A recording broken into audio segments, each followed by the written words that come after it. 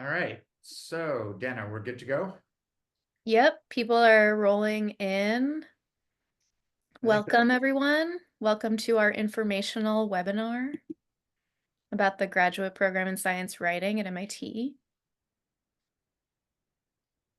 we'll give it another minute or two. I know there are a couple more people who are in the process of joining. But as we get started, my name is Seth Mnookin. I'm the director of the graduate program in science writing at MIT. And Danna and Chris, do you two want to introduce yourselves as well? Yeah. Hi, I'm Chris Couch. I'm the Associate Director of the Graduate Program in Science Writing at MIT, and I'm also an alum of the program. So I can speak a little bit to our program curriculum. I run professional development programs for our department and to the student experience. And I'm Danna Solomon. I am the academic administrator for the graduate program in science writing, as well as the administrator for the undergrad program in CMSW at MIT, which is Comparative Media Studies and Writing. I've been with the program a little over a year. This is my second cohort of students, my second admission cycle. And my role generally in the program is to make sure that everything goes and also make sure that all of the students applying to the program have all the information that they need. And then after admission, all of the students in the program have everything they need to succeed as enrolled students at MIT in this program. Sort of a one-stop shop for all of your student needs. So I'm just going to start by giving a really brief, very, very brief overview of the program. And then Danna, Chris, and I are going to tackle some specific parts of it. We will take roughly 45 minutes for our presentation, and then we'll open this up to questions. If you do not get a question answered during this session, if you need to leave before the Q&A period, or if we run out of time, please feel free to get in touch with us. We do not want any part of the program or the application process to be mysterious or stressful in any way. So don't be shy about asking questions. So the GPSW is a 1-year, 12-month master's program. It consists of 2 semesters and 1 summer internship.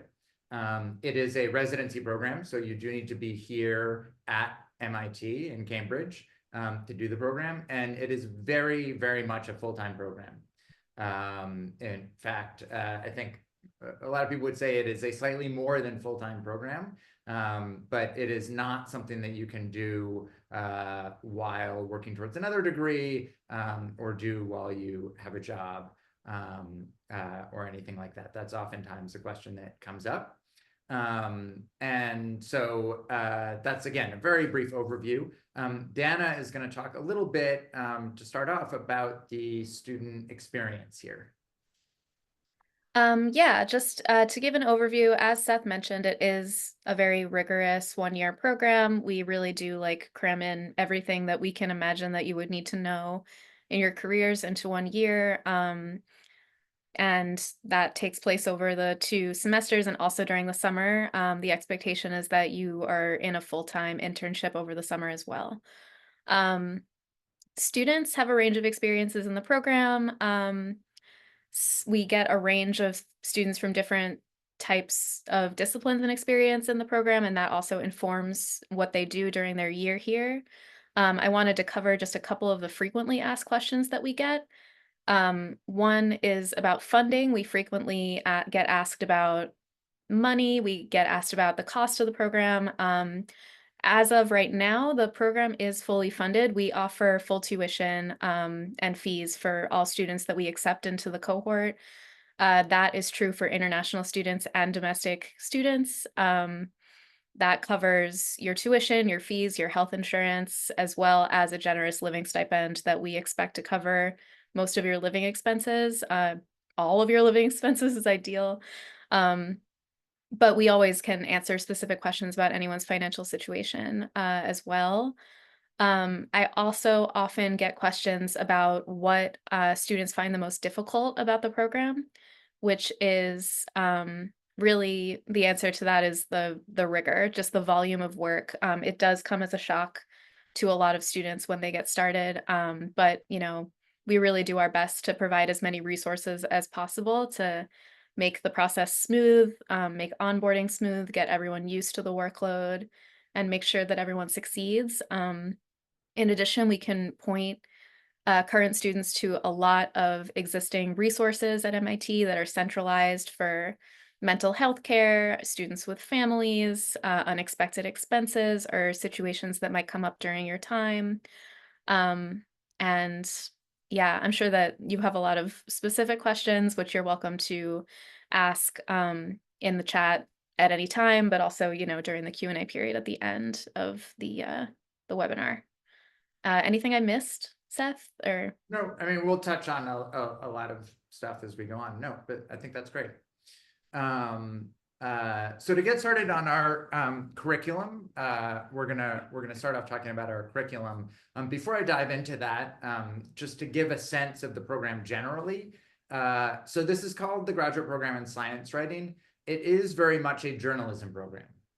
The skills that we teach you are the skills that you need to succeed in journalism. That does not mean by any stretch of the imagination that all of our alums go into journalism.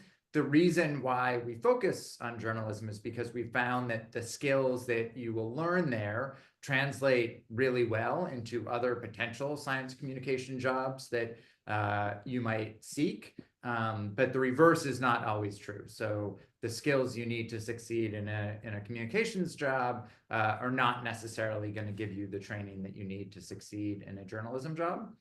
Our other kind of big picture philosophy about our curriculum is that we want to introduce you to every type of project that you could reasonably be expected to encounter in the real world. So we want you to be able to go into any newsroom in any type of publication, print, audio, video, and not necessarily be an expert documentarian and an expert radio journalist and an expert feature writer, but have the tools and the vocabulary that you need to be part of a team, to embark on those efforts, and to offer really meaningful contributions.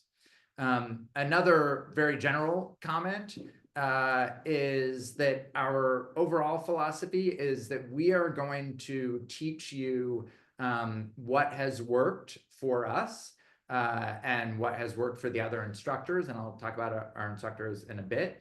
But we are not trying to get you to adhere to the things that we've done to succeed. What we want you to do during your year here is figure out what works for you, figure out what working style works for you, figure out what interviewing style, what writing style works for you. To give an example of what I mean, for years I was told that I had to draw outlines. I had to create outlines for books, for long form projects, for anything I was working on. And I struggled endlessly with that. And it took me a while to realize that that's just not how my brain works. I don't function best by creating outlines.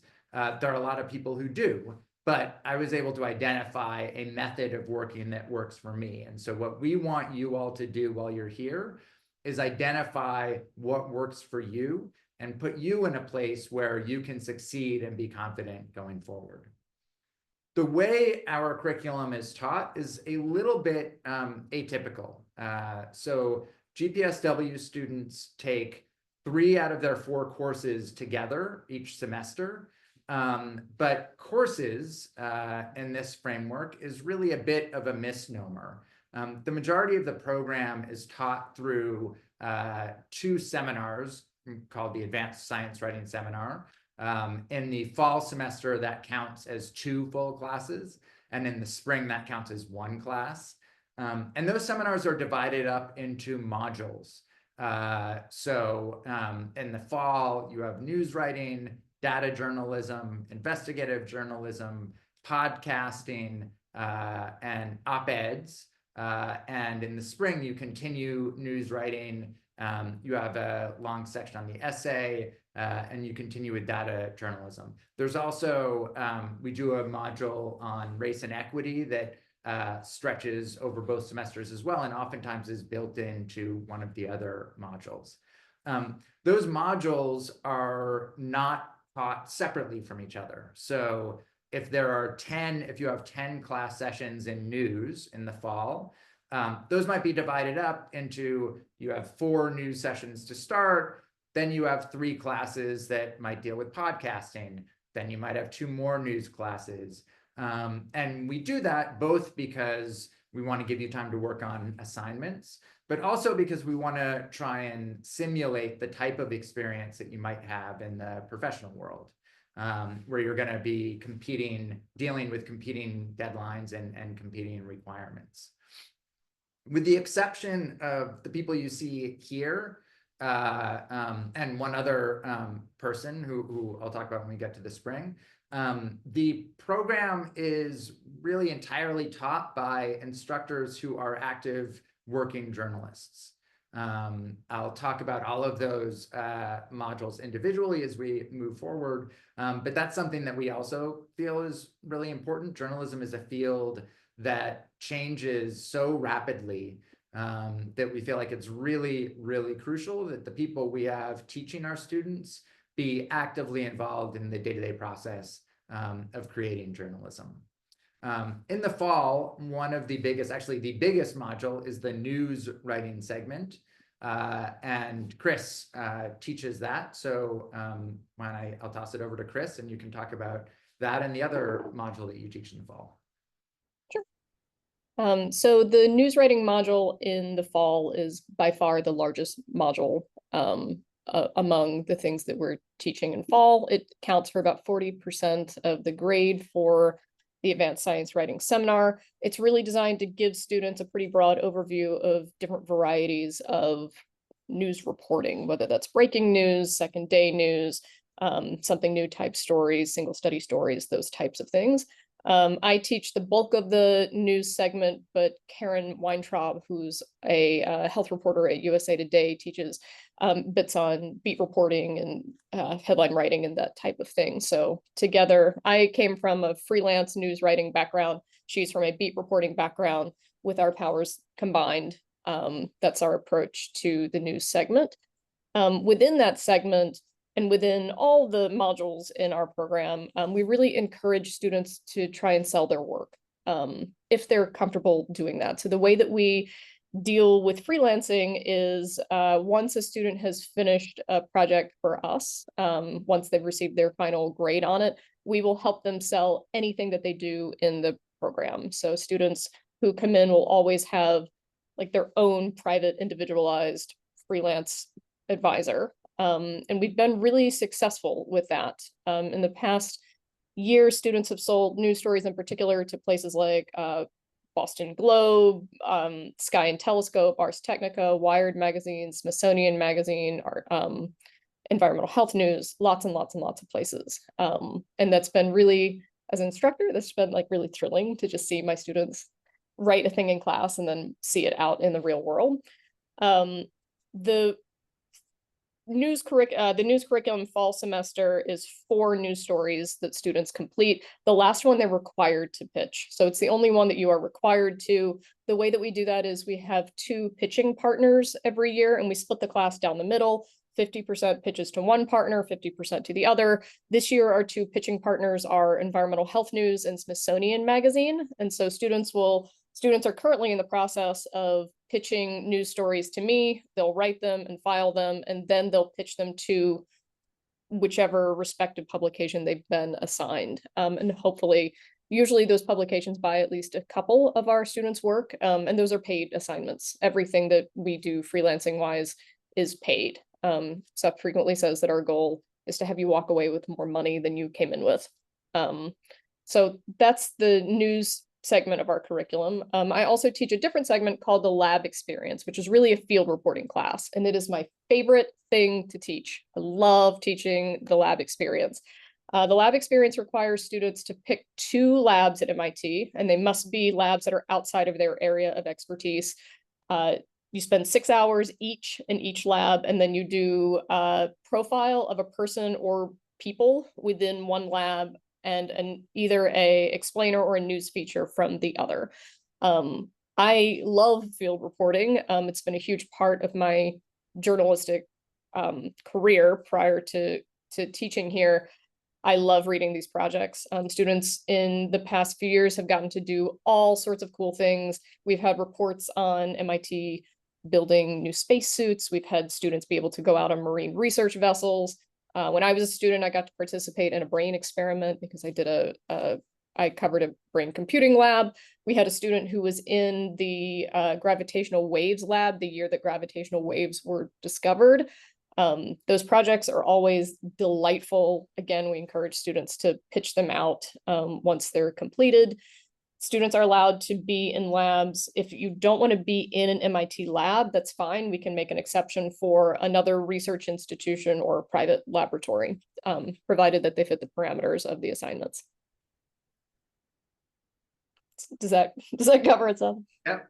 Great. You did it. Good job. So as Chris said, news is the largest module in the fall. I'm going to briefly go through the other modules. Since I'm not the instructor, I won't give quite as much detail as Chris did for those. Our second biggest module in the fall is podcasting.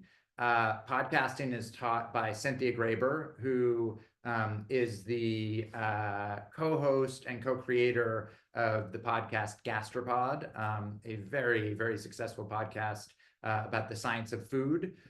Also a longtime public radio journalist and a longtime journalist in general. And that she takes you through the process of producing really a professional quality piece of audio. So producing a podcast that is of the same quality that you would hear on NPR, that you would hear on a very highly produced podcast. Our data journalism module is taught by Catherine D'Ignazio, who runs a data feminism lab at MIT in the Department of Urban Studies and Planning.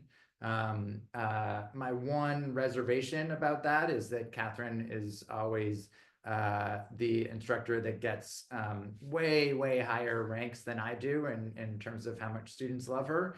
That is probably the module that we consistently get the most requests to expand and do even more with that. And we've had multiple students who've taken her elective in the spring, which is a full course building on some of the things that she does in the fall. We have an investigative journalism module, which is taught by Sarah Childress, who is an investigative editor at ProPublica, previously an investigative editor at the Washington Post, and also an investigative producer at Frontline, at the TV show Frontline. And she teaches that with Angela Saini, who is also a longtime journalist, writer and editor, and book author, who specializes in issues surrounding race, gender, and equity. Really, she's working on her 5th book right now about some of those issues. And then the other smaller segment that we have in the fall is on op-eds. That is taught by Ashley Smart, who is the Associate Director of the Night Science Journalism program. I'll also touch on that briefly. But he's also an editor at Undark, which is a science publication, and is a longtime science editor. And so those, as I said, those are woven in and out of each other. Those assignments are woven in and out of each other throughout the course of the semester. And by the end of the fall semester, already you should have a pretty impressive portfolio of work. That covers the advanced science writing seminar. The other required course in the fall is a thesis seminar. And our thesis seminar is a little bit unusual. Many graduate thesis seminars are not actual classes.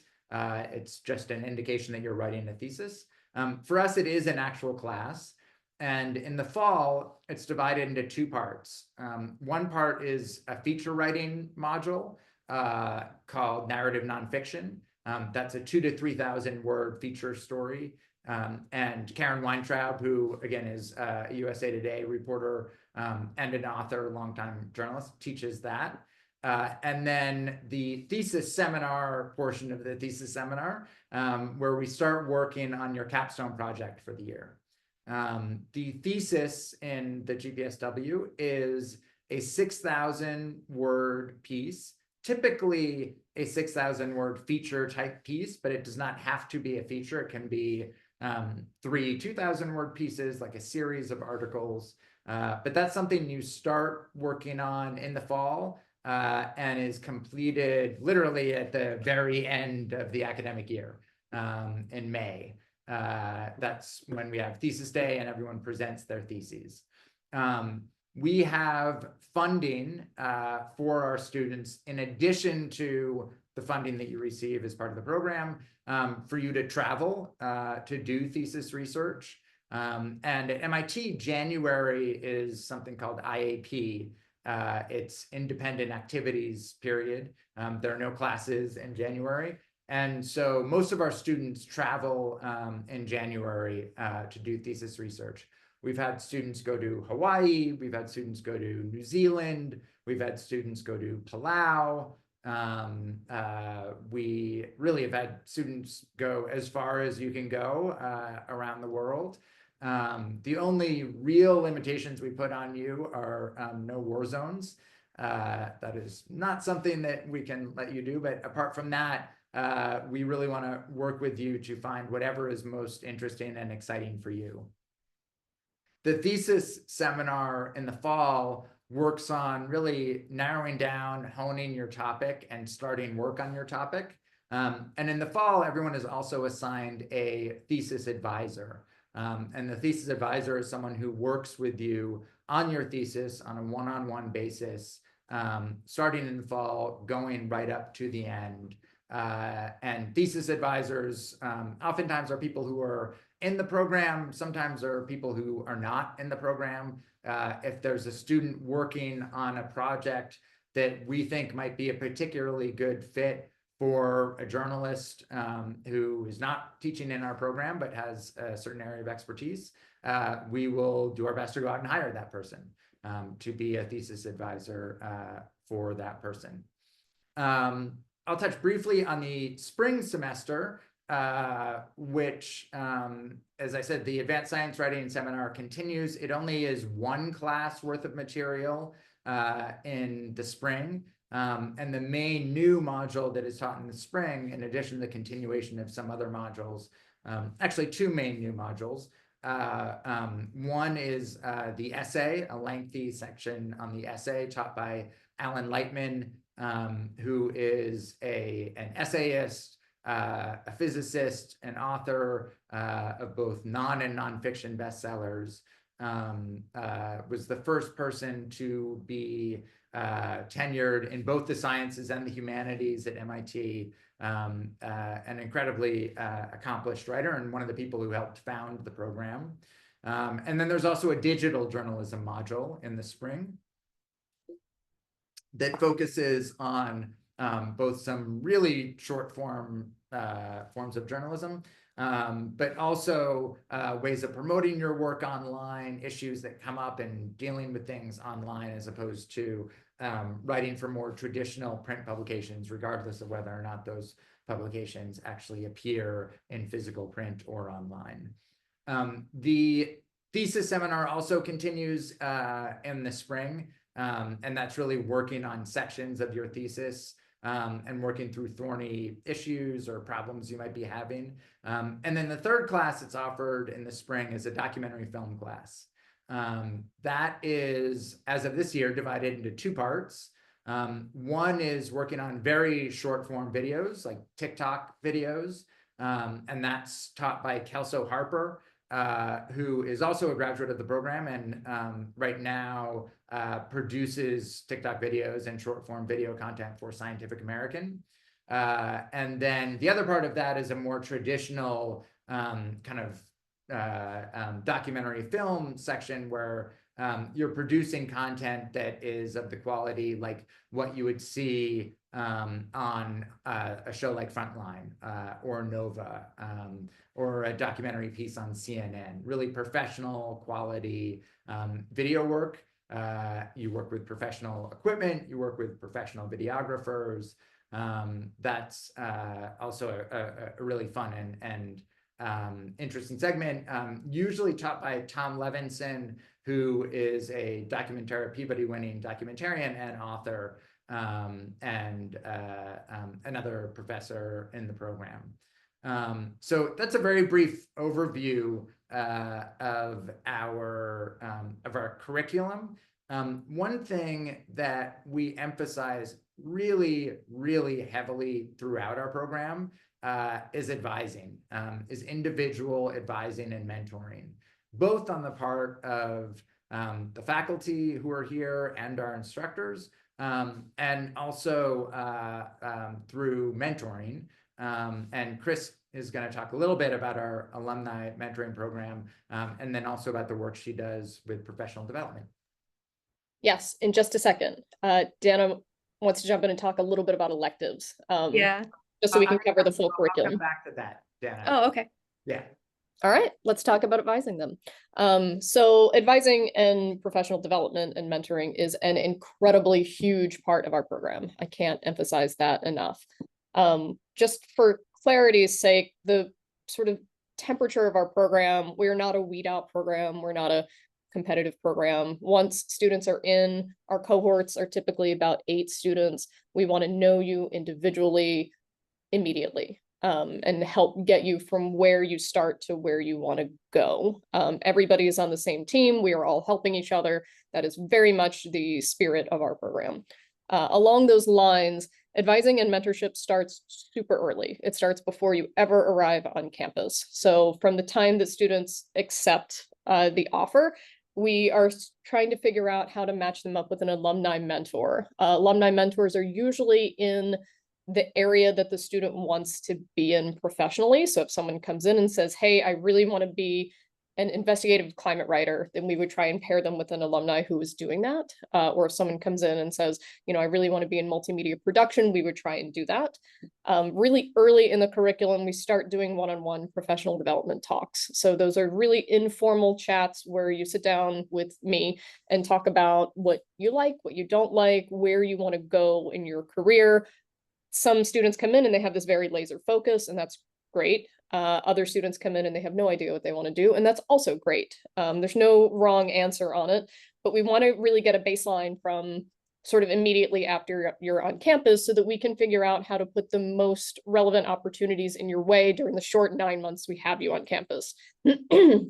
So once we have a sense of sort of where a student is and where they want to go, we're immediately starting to talk about what internships can we have you do to help you get there or help you figure out what you like and what you don't like. Can we bring in relevant guest speakers? Can we have you do some freelancing projects or aim some of your assignments around where you want to go so that by the time you apply for that publication or you apply for their summer internship, you can say, hey, I've already done 2 freelance assignments for you. Here's my portfolio specifically for that publication. Can we connect you with other alumni? Can we bring in somebody from the night journalism program and arrange a partnership with them in order to fill in any education gaps for you? What electives can we recommend? Students can take, Danna will get more into this in a little bit. Students can take electives at MIT, Harvard, or Wellesley. So it's a really, really broad range of electives that you can take. But our goal from the very, very, very beginning is to sit down with you and know you individually and help you get where you want to go. Because all of our instructors come from industry, Seth is also a journalist. I am a journalist. We know the journalism industry really well. It's not that hard to be able to say, here's a student who wants to cover X. Let's pair them with somebody who's already working for a program who does that or who has those connections, or how can we leverage those to make things easier to get you plugged into where you want to go. Because our cohort are so small, we have some flexibility in terms of our curriculum. So for example, we've had students come in and say, hey, listen, we're really, as a group, we have very interested in, specifically health reporting. And so we've been able to do a day where we just bring in really hardcore health reporters to talk about the very specific things that they do for their job, the specific how they got started, what they think the beginning journalists need to know. We can also pair students. We have some flexibility to pair students with a thesis advisor that's relevant to their area of interest. So for example, last year we had this amazing student who wanted to cover reproductive health. No one on our team is specifically focused on reproductive health, but we were able to bring in a writer and author named Rachel Gross, who is like a best-selling reproductive health author, specifically to advise those students. So it starts early. I'm sure that the check-ins, I'm sure that at some point students would rather us be checking in less than we are, but we want to know you. We want everyone on our team to know you individually. We also I send out a weekly job newsletter. We're starting to talk about applying for jobs. For this cohort of students, we're going to start talking about it in January, so that by the time they get out of the program, they're ready for it. We do job information day. We send students this year we're sending students to the AAAS conference in order to build those networking connections. We also send all students every year to the virtual career fair that AAAS runs every year. And so we're very focused on developing your portfolio for the professional world before you even come to campus. Thank you. So a couple of things I want to touch on. One is, as Chris mentioned, and as Danna mentioned, electives. You can, as Chris said, take electives at any of those 3 universities. You can also take electives in any of the graduate programs or schools at Harvard or MIT. Wellesley has fewer graduate programs, but there as well, provided you have the permission of the instructor. So you probably are not going to be able to take a surgery rotation at Harvard Medical School, but we have had students take classes at the Kennedy School of Government at Harvard, and other graduate programs at Harvard. One question we oftentimes get asked is it better to take an elective that is going to supplement and support the work you're doing in the GPSW, or is it better to take an elective that is totally unrelated to what you're doing in the GPSW? And the answer is yes. It is better to do whatever is going to help you work here and produce what you want to produce. We had one student one year who took interpretive movement for actors as an elective, which is essentially a yoga course. And which was perfect for her because it was a high pressure environment and that was what she needed. We've had other students who have taken electives in the topic of their thesis. That's great too. Again, we want to figure out what works for you. One note, also there is a Q&A at the bottom. You can enter in your questions and in about 5 or 10 minutes, we'll start working our way through those. So if you have questions that come up, feel free to enter those in there. I'm going to touch on some common questions even before we get there. One is the background of our students. So there is no typical student for the GPSW. About half of our students come to us with a humanities background, and about half come with a science background. Some of our students come with a lot of experience in journalism. When Chris was in the program, she already had years of experience as a working journalist. Some of the students come with no experience in journalism.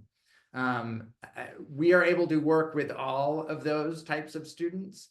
And the fact that we're such a small program and such an individualized program means that we can make sure that regardless of how much experience you have, when you get in, we are doing work that's going to be relevant for you. I was going to talk a little bit more about the KSJ, but I think we're running a little bit short on time. So I guess I'll come back and touch on, again, on something that has come up already, but just to emphasize the issue with funding. Again, our students are fully funded, meaning all of your living expenses, all of your MIT related expenses, and all of the students get essentially the same funding package. The variations, the very small variations that might come into play are if you get a source of outside funding, if you win an internal MIT award, that might result in a little bit more funding, but essentially people are getting the same funding package. And that is for two reasons. One, because we just feel from an ethical standpoint, we do not want students entering into this field to be starting their careers in debt. And two, it's really important to us that our cohorts are cohesive and are working together and can support each other. Writing can be really difficult. And one of the things we want you to do is form a community of writers and find a community of writers. And when students have dramatically different funding offers, that can sometimes be difficult. So all of our students get essentially the same full funding. And that's also really emblematic of our overall approach, which is this is not a sink or swim environment. This is very much a we will help you swim environment. Everyone who gets into our program is more than capable of succeeding. And we view our job as making sure that you can succeed. And we'll do really whatever we need to do to make sure that you can succeed. Chris and Dan, is there anything that I have missed or that either of you want to touch on? I want to talk on internships just for like a minute, but Danna, if you want to do electives first, don't let me hold you back. You can go ahead, and then I think that Seth covered electives pretty well, but I did want to mention just something about the student experience to supplement. You got it. The sort of final thing that you do in our curriculum is an internship. It's technically a work experience. So the way that we define that is students are required to complete 10 weeks full-time work in science communications. So that can be an internship. It can be just getting a job. We love to see students get jobs, big fans of everybody getting a job. If students just get a job straight out of our program, we would count the first 10 weeks of the job experience. Great. Students can intern at, we have had students at an enormous variety of places, newspapers and magazines, documentary, film, multimedia internships, museums, government agencies, all sorts of places. On the journalism side, we've had students at Science, Nature, New York Times, Frontline, Nova, Reveal News, Inside Climate News, Chemical Engineering News, et cetera, et cetera, et cetera. We've had students all over the place. We start training for those internships from day one. Students also have the option, if they want to get a little bit more internship experience, they can do part-time internship in lieu of their elective. There are not many part-time internships that are 10 to 12 hours a week, which is what our students have time to do. And so we've had a really, really good experiences in making internships. So for example, if a student comes in and they say, hey, I really want to get some radio experience, but I'm also really interested in doing documentary film production, we've been able to create hybrid internships for them, either for summer or they would pick one to do part-time for spring in addition. Yeah, that's it. I just wanted to mention that we have talked a lot about the workload of the program and the curriculum and the internship element. We also do try to make the program fun. There is like a social element to being a part of this cohort. You spend a lot of time with the people in the cohort. You spend a lot of time with the instructional staff. It's a great place to build lifelong relationships and friendships with the people who you're working with, the people that you're working with as instructors. We try to do a lot of social programming to try to relieve some of the stressful periods of time. This semester, we all went to a play at the beginning of the year. In the past, we've done film screenings, we do mixers with the Night Science Journalism Fellows and sometimes the undergraduates in the Comparative Media Studies and Writing program. And there are also a lot of ways to engage socially at MIT more generally. You can join clubs, you can do graduate student mixers. There's tons of social activity in the graduate student population at MIT. There are just a lot of opportunities for connection available for students in the cohort. It's not all work all the time, 1000% of the time. There are also times for you to be making memories and having a really wonderful experience of being a part of a graduate cohort at MIT. So that's just something I wanted to make sure to touch on so that not everything is scary and makes you apprehensive about the workload of the program.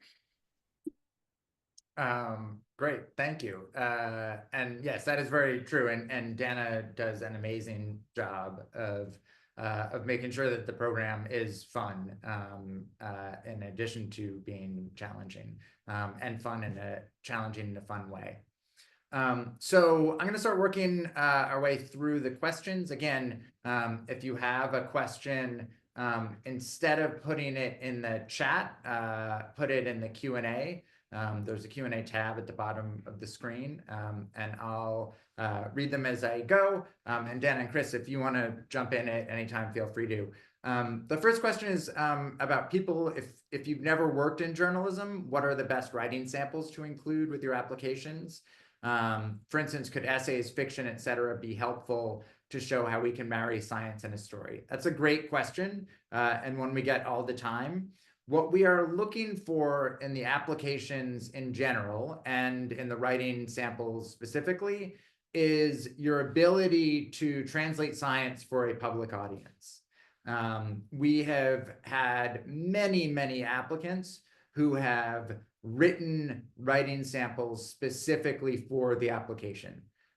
So if you don't have samples that already exist that show how you can write about science for a public audience, by all means, feel free to write some samples for the application.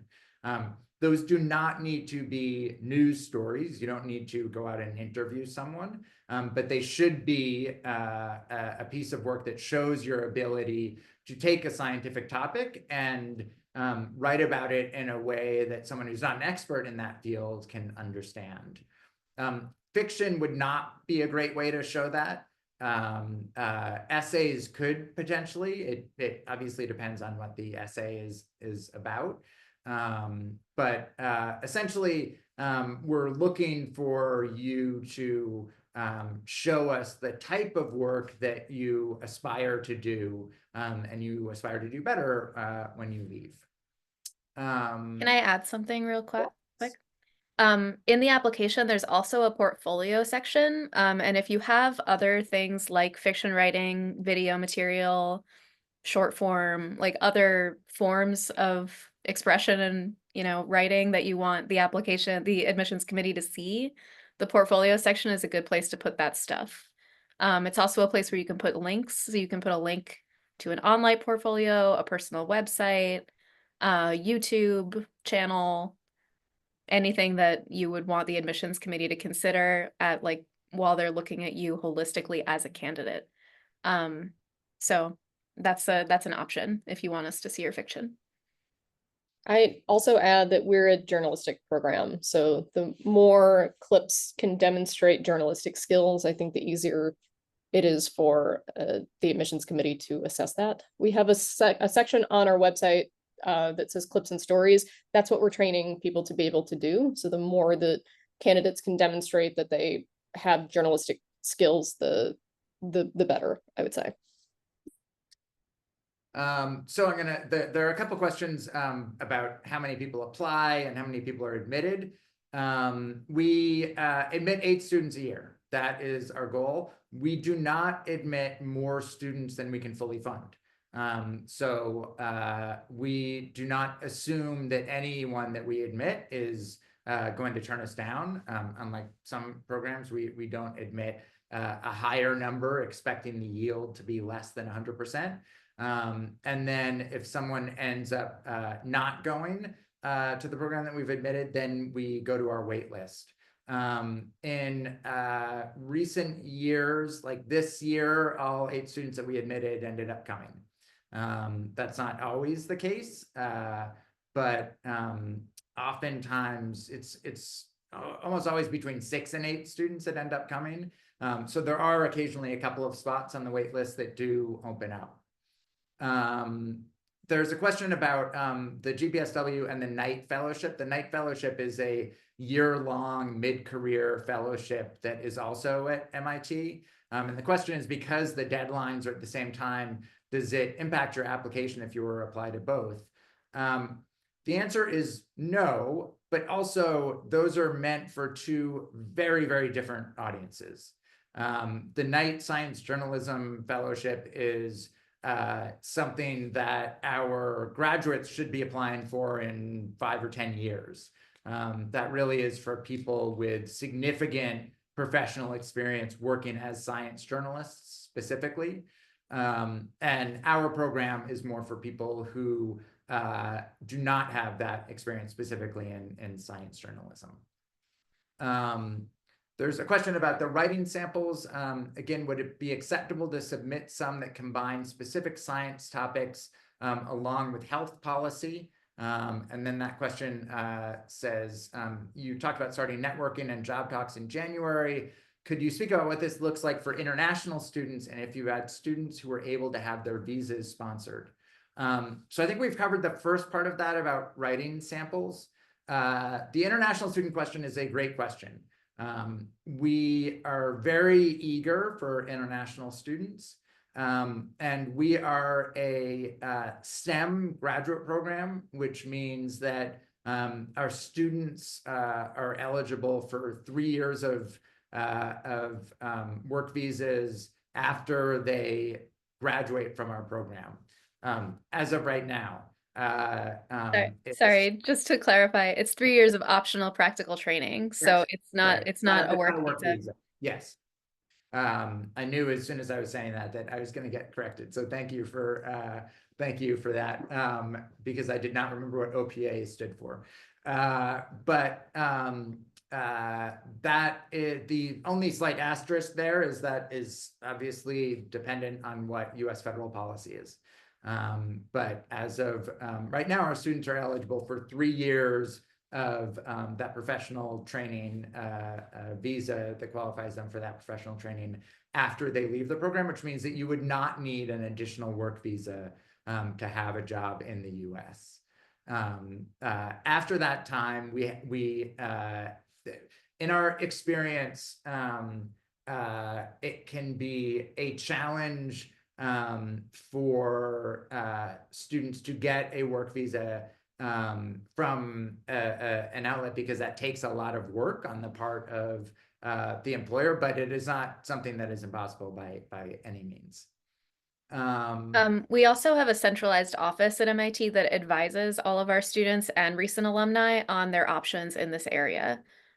So we do have internal, like institutional central resources at MIT that are available for students and alumni to meet with a counselor. Every international student at MIT has their own international student advisor, who's available to answer questions about the visa process and options available after graduation. There's a question about whether job recommenders are acceptable for our letters of recommendation if employers, former employers or current employers. Really, anyone who can speak to your ability to succeed in this type of program is appropriate. And anyone who can speak to your ability and your interest in writing and communicating about science for the public. So it does not need to be academic references by any stretch of the imagination. As I said, we've had plenty of people who have come here a decade or more after their most recent school experience. So recommendations from professional contacts are absolutely fine. There's a question, if a student does need to supplement their income during the year, i.e. to continue supporting a family, are there part-time job opportunities they can do, or can they find a part-time job, or is this fully off the table? That's a really good question. I would say the absolute maximum that we have ever seen someone be able to succeed in the program and work is 10 hours a week. And not everyone has been able to do that. So I think more than 10 hours a week, it would not be feasible regardless of how good you were at managing your time and how quick you were able to get your work done, just because of the demands of the program. But there have been some students who've been able to manage something along the lines of 10 hours a week. There's a question about thesis pitches. So part of the application is also including a pitch of your thesis topic. And is there a preferred length for that? Chris, it sounds like you've already possibly fielded this question. Do you want to take this? Yeah, so for the thesis pitch, what we're really looking for is to see how you would conceptualize a longer form story. So we get a number of applications where somebody says, hey, I want to write about technology, and that's a great start. But it doesn't tell us much about how you would approach it as a story, who your characters would be, what lens you're looking at it through, what are the big things that the big questions you're gonna tackle in the story. And so as far as we don't have a set length for thesis pitches, but I would say certainly no longer than a page, and preferably half to 3/4 of a page, maybe. Does that sound about right, Seth? Yeah, and what we want to see is you're not only thinking out an idea, but thinking out the feasibility of an idea. So if you have ideas about who you could talk to, about what types of, even if it's not specific people, about what types of sources you would be looking for, the more kind of advanced thinking you can do about your thesis before you get here, the better. And we start working with you over the summer, even before you arrive, on honing some of those ideas. There's a question, what are some of the unique goals or missions of the GPSW, and how do these shape its distinctive approach to science writing compared to other programs? What qualities does a program look for in prospective students applying to the program?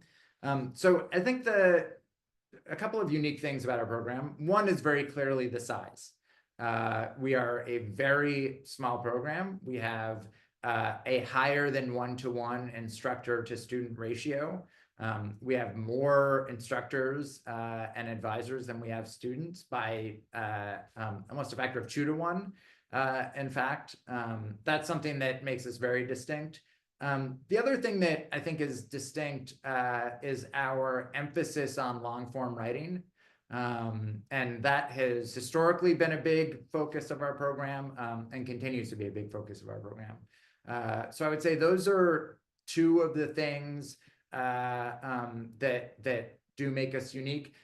Also, the fact that our cohorts do so much of what they do together is not so much everything that they do, they're doing together, with the exception of their electives, is also something that's unique. And the final thing is that compared to the other two science journalism programs, our program is 2 semesters as opposed to 3 semesters. 2 semesters and a summer internship as opposed to 3 semesters. One of the reasons for that is we want you out there and making money as soon as possible. And we feel like we can give you the tools that you need in 2 semesters to do that. But that is also part of what makes it a very intense program. In terms of what qualities the program looks for in prospective students applying to the program, really a sustained, well, I should say, the number one thing we look for on applications is writing ability. We can teach you a ton about journalism. We can teach you a ton about different styles of journalism. We can't do all that and also teach you writing in a year. So that is the number one thing we look at, followed very closely by a sustained interest in communicating about science. So if you don't have, if it's not clear from your CV or from your history that you've had that sustained interest, explain that to us in your essay. Write about where that interest comes from and why you feel drawn to the GPSW and to this field. Anything there that either of you want to add? If you can show a sustained interest over time, so tell us about conferences you've been to, people you've talked to. If you've done some blogging, tell us about it. If you've done some volunteer work that's along the lines of science communication, tell us about it. We only have 8 slots, and the slots are really designed for people who know they want to be in this specific industry. You don't have to have a laser sharp focus on where exactly in the industry, but you do have to know, you do have to show that you've made an effort to really learn about what it is and what it entails, and that you really want to be there. I think any efforts to showcase that in your application is really helpful for the admissions committee. There was a question about the schedule that looks like it's now disappeared. Danna, did you? Anything that was like a sort of a like easy slow ball question, I've answered in text, and it's in the answered tab of the Q&A. Great. Okay, great. Wonderful. Thank you. Yeah, so people looking at the questions, if you go to the answer tab, you'll see the questions that have been answered live, or some of the questions that that Danna has answered textually. Okay, let's see. Here's a question, another question about recommendations. For folks who are, say, a decade or more removed from their school experience, would recommendations from colleagues with whom we've been collaborated be acceptable? Yes. I mean, anyone who has experience with you in a professional capacity would be acceptable. We would probably prefer that it be someone who was in a supervisory capacity. But anyone who has experience with you in a professional capacity is fine. It should probably not be just someone who's a good friend. With your writing work in a professional capacity. Yes. One note also, when you're asking people to write recommendations, here's a free piece of advice that I give to students in the program. Don't just ask to write a recommendation. Ask them if they are comfortable writing a good recommendation. You would be shocked at some of the not enthusiastic recommendations we have gotten with some applications. So when you're asking someone to write a recommendation, just make sure that they're comfortable writing a positive recommendation. Okay, how does living on campus at MIT work if a student has a partner or family? So I can take this one if you want.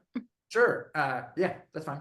The Office of Graduate Education has a dedicated staff for supporting graduate students with families. There are many, many resources available for students who are partnered, for students who have children, etc. Also, graduate housing is very diverse. There are your typical dorm rooms, but there are also apartments and suites and options available for on-campus living for families that are much more well-suited to students with families. And you always have the option of living off campus as well. That's always an option for if you have a family, because it can be expensive to live on campus in student housing. Yeah, when we give you a living stipend, we do not then dictate how you use that living stipend.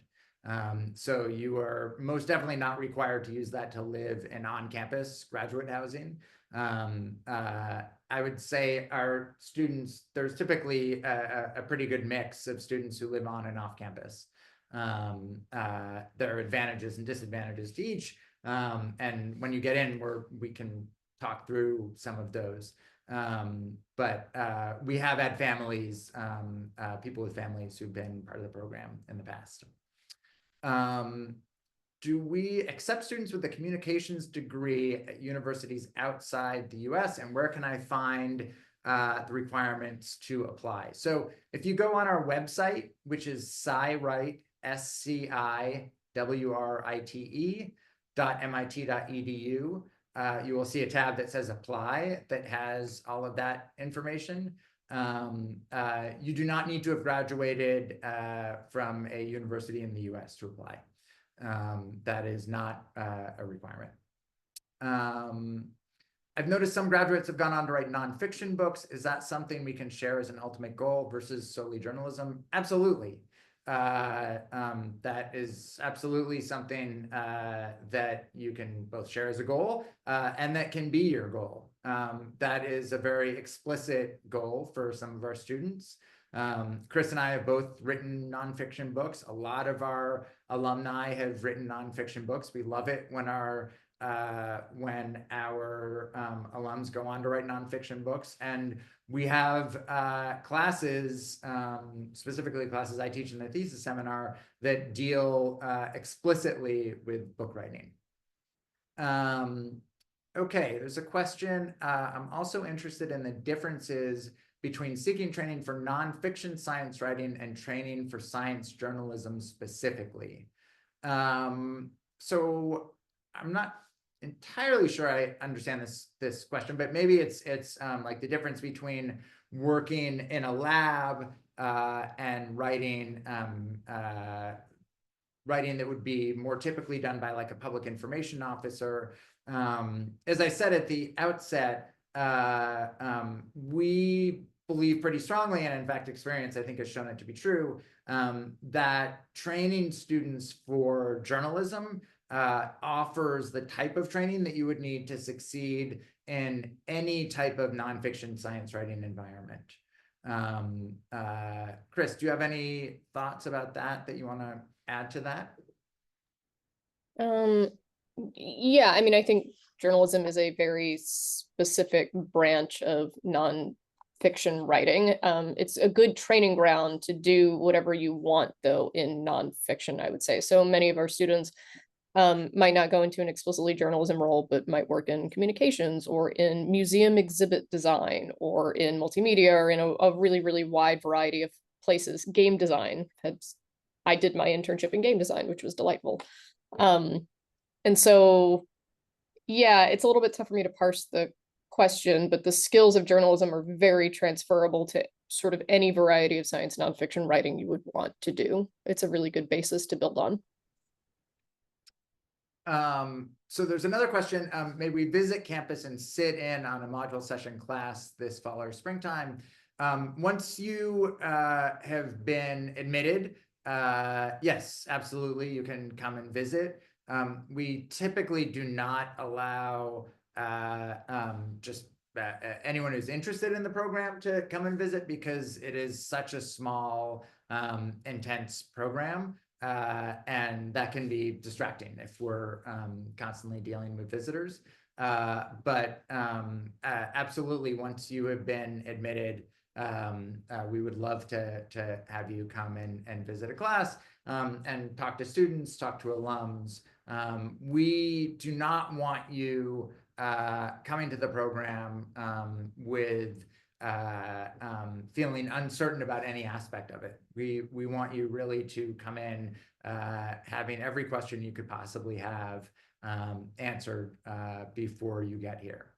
And we want you to be as excited to come in as we are to have you come. Once admitting students is super exciting and wonderful and fun, and we want the students who come to be also happy about doing it. Yep.